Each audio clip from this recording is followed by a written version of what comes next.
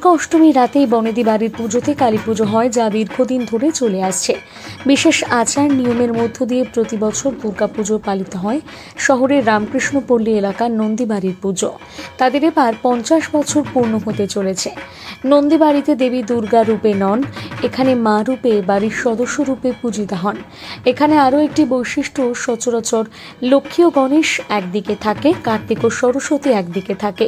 তবে এই নন্দীবাড়িতে দুর্গার একদিকে সরস্বতী ও গণেশ, অপরদিকে লক্ষ্মী ও কার্তিক বিরাজ করেন।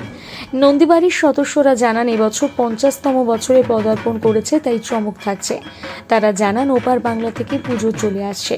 ওপার বাংলার কিছু স্মৃতি এখনও ধরে রেখেছেন, যেমন ওপার বাংলার মৃৎশিল্পী এখনও স্বামী স্ত্রী প্রতিমা বানান। ঢাকি এখনও ওপার বাংলা থেকে আসে। পরিবারের সদস্যরা এও জানান, তারা নিয়মে কোনো খামতি রাখে না, তাই পুজোতে কয়েকদিন তারা মেতে ওঠেন। পরিবারের সদস্যরা যারা বাইরে থাকে তারা প্রত্যেকেই পুজোর 4টি দিন চলে আসে। এবার 50 বছর হলো, ওপার বাংলা আর এপার বাংলা মিলিয়ে 50 বছর হলো এবার হবে আর কি। বলছি, এই নন্দীবাড়ির পুজো একটা আলাদাই নাম রয়েছে, কি কি বৈশিষ্ট্য রয়েছে এই পুজো? বৈশিষ্ট্য তো অনেক কিছুই আছে, যেমন ওপার বাংলায় যেমন করে আমাদের পুজো হতো, ওখানকার ওটা আমরা এখনও ছাড়তে পারিনি। যেমন ওখানকার শিল্পী এখানে এসে এখনও ঠাকুর বানাচ্ছে। তারপর আমাদের ওখানকার ঢাক এখন অবধিও চলছে, ওখানকারই বাজনা চলছে।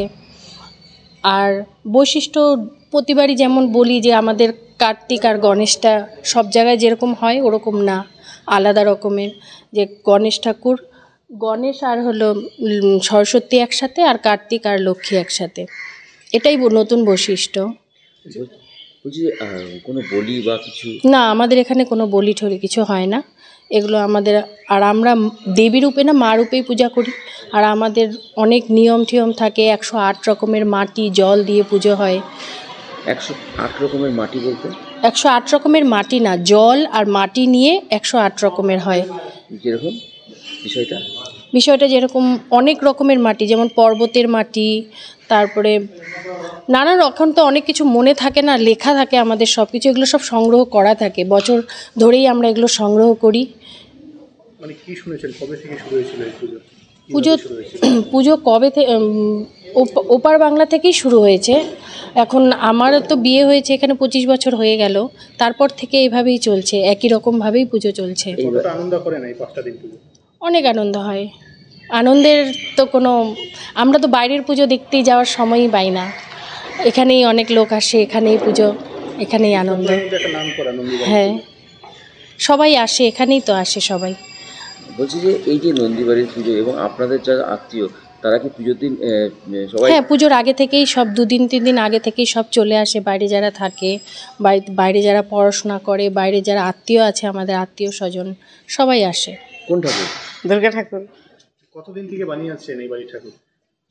আমি তো বানাচ্ছি 30 বছর ধরে, আর আমার হাজব্যান্ড বানাচ্ছে তো 50 বছর হয়ে গেল। আপনি বানান? হ্যাঁ, আমিও থাকি সাথে, আর আমার হাজব্যান্ডও থাকে। অন্য কারিগরও নিতে হয়। এবার তো শরীরটা বেশি ভালো নাই, তার মধ্যে এবার নিয়েছে, ঠাকুরটা বানাচ্ছে।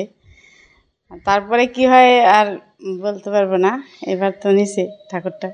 প্রত্যেকবারই আসেন বাংলাদেশ থেকে? না না, এখানেই আছি আমরা। হ্যাঁ, বাংলাদেশেরই পাল, কিন্তু এখানেই আসছি, এখানেই বানাচ্ছি ঠাকুর। কতদিন থেকে বানাচ্ছেন এটা? এই তো 50 বছর হয়ে গেল। আপনারা স্বামী স্ত্রী দুজনেই?